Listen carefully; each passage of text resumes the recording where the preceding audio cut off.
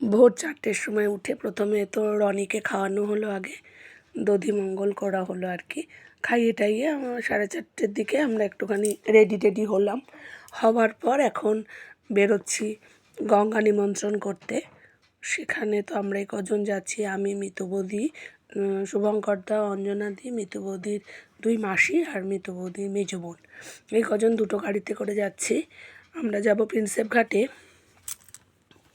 তো রওনা হয়ে যাচ্ছে অনেকটা দূর। এসে আবার বৃদ্ধির কাজে বসবেন দাদা, তো কাজেই ওদিকে সূর্য উঠছে আস্তে আস্তে ভোরবেলায়, ভালোই লাগছে। আর আজকে আমার গলাতে বুঝতেই পারছো যে বিয়েবাড়িতে কী পরিস্থিতি, গলার অবস্থা হয়ে গেছে। পৌঁছে গেছি আমরা প্রিন্সেপ ঘাট। এখন নেমে যাব আস্তে আস্তে গঙ্গায়। আর ইতিমধ্যেই কত লোকজনও বেশ এসছে। আর কি ঠান্ডা পড়েছে আজকে, কালকে রাত থেকেই একটু ঠান্ডা পড়েছে।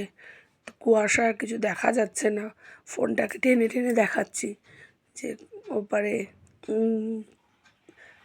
উঠে যাচ্ছে, এবার আস্তে আস্তে নামছে। আর ভীষণ ওইখানটায় না ভীষণ স্লিপারিও। তো মিতু বৌদি এখন আমরা আর কি গঙ্গা নিমন্ত্রণ করব। গঙ্গাকে বলা যাতে ছেলের বিয়ে ভালো মতন হয়ে যায়, তুমি এসো, তুমি থেকো, ওদের আশীর্বাদ করো। তো আগে প্রথমেই তো তেল সিঁদুর দিয়ে করলো মিতু বৌদি।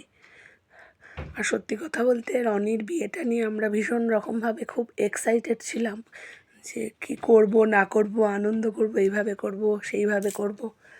তো মোটামুটি চলছে, করছি সব কিছু নিয়েই, ভালোই লাগছে খুব। এক এক করে সব করে নেবে। মিতু বৌদি এবার বরণ করবে। আর কি বলো তো, একে তো ঠান্ডা, তার উপরে এই জায়গাটাও ভীষণ স্লিপারি, কাজেই সবাই ভরভর করে নেমে গেলেও হবে না। তো নামছি না, ওই আশেপাশেই আছে, সবাই আছি দাঁড়িয়ে। একটু ওকে মাঝে মাঝে ধরে ছুতে হচ্ছে আর কি, ছুঁয়ে থাকছি।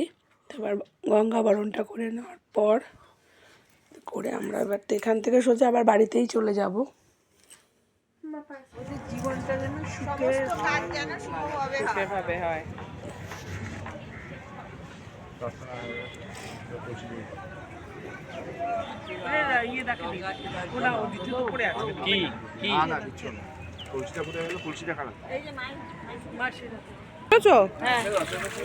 না না ধরে চল না, জোড়ায় জলটা তোলো।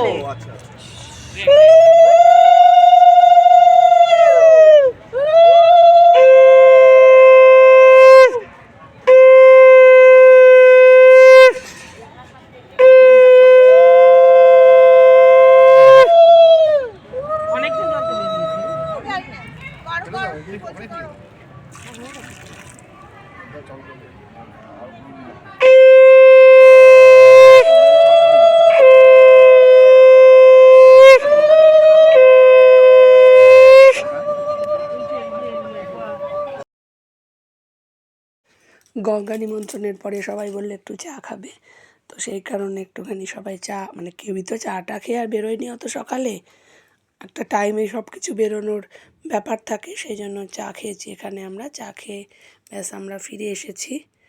তো সকালের পর্ব এখানেই শেষ হলো।